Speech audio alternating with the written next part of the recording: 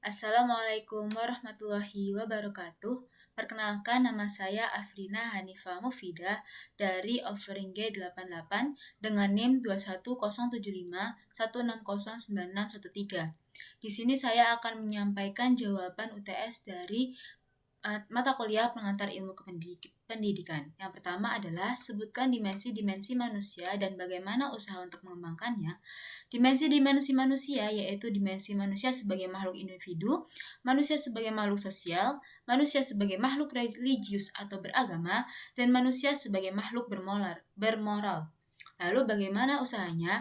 Yang pertama adalah usaha untuk mengembangkan dimensi manusia sebagai makhluk individu dengan selalu mengembangkan potensi yang ada pada diri, cinta pada diri sendiri, berusaha menggapai cita-cita serta tujuan hidup yang ingin diraih, serta berusaha untuk memperbaiki kekurangan yang ada pada diri sendiri.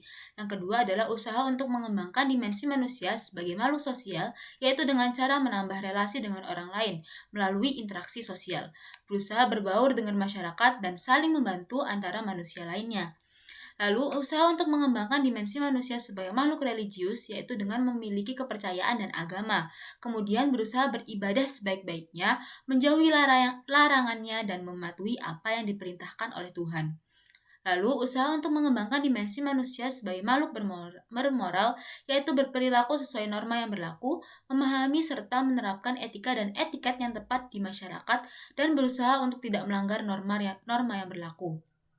Pertanyaan yang kedua adalah, jelaskan perbedaan belajar, pembelajaran, dan pendidikan.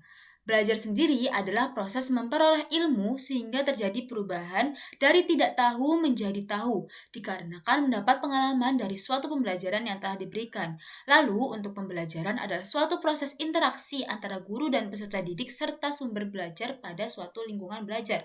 Sedangkan pendidikan adalah usaha untuk memperbaiki pembelajaran kepada peserta didik secara sadar dan terencana yang nantinya dapat mengembangkan pengetahuan, keterampilan, dan sikap yang ada pada diri peserta didik.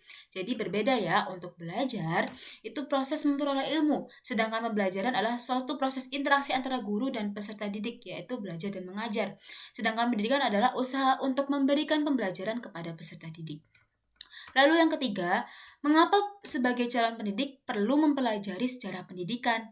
Karena dengan mempelajari sejarah pendidikan, sebagai calon pendidik, kita dapat melihat ke belakang bagaimana perkembangan pendidikan dari dulu hingga masa kini dalam sejarah, mengetahui apa yang perlu diperbaiki dan dikembangkan dalam pendidikan, sehingga nantinya ketika kita menjadi seorang pendidik, kita dapat mengetahui bagaimana pendidikan yang tepat di zaman sekarang. Intinya, dengan mempelajari sejarah pendidikan, calon pendidik dapat mengetahui bagaimana mengembangkan dan menerapkan pendidikan yang cocok untuk peserta didik sesuai dengan perkembangan zaman. Yang pertanyaan keempat adalah, bagaimana penerapan landasan ekonomi dalam proses pembelajaran? Penerapan landasan ekonomi dalam proses pembelajaran yaitu melalui pengajaran yang membentuk peserta didik menjadi sumber daya manusia yang berkualitas, yang nantinya peserta didik dapat menjadi manusia yang dapat bekerja, berwirausaha, atau menghasilkan suatu produk yang dapat menguntungkan mereka.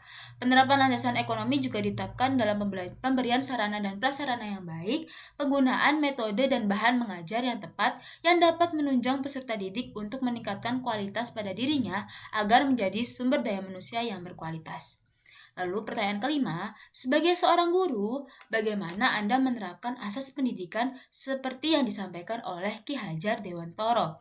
Asas pendidikan yang disampaikan oleh Ki Hajar Dewantoro yaitu ing ngarso sing tulodo, ing matya mangun karso, tutwuri handayani, yang memiliki arti di depan memberi contoh, di tengah memberi semangat, dan di belakang memberi dorongan. Sebagai guru, di depan menerapkannya dengan memberikan contoh yang baik kepada peserta didik seperti dalam bersikap, menggunakan perkataan yang baik sehingga menjadi teladan bagi peserta didiknya. Untuk di tengah, guru kemudian dapat saling bekerja sama dengan peserta didik untuk membangun pembelajaran yang kondusif sehingga dapat bersama-sama mencapai tujuan dalam pendidikan. Di belakang, guru dapat memotivasi, mendorong, dan mengarahkan peserta didik agar dapat mencapai hasil belajar yang memuaskan. Pertanyaan keenam adalah bagaimana pendapat Anda tentang perbedaan profesi dan pekerjaan di bidang pendidikan? Jelaskan.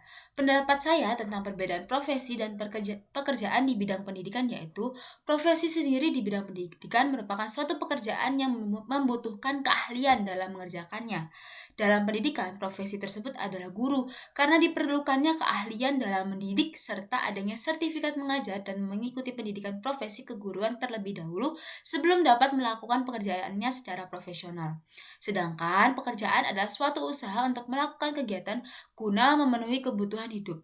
Nah, perbedaannya dengan profesi, pekerjaan sendiri itu tidak memerlukan sesuatu yang keahlian, sehingga uh, dalam pekerjaan ini tidak perlu keahlian seperti profesi yang membutuhkan keahlian. Sekian jawaban dari saya. Mohon maaf apabila terdapat kesalahan. Terima kasih. Wassalamualaikum warahmatullahi wabarakatuh.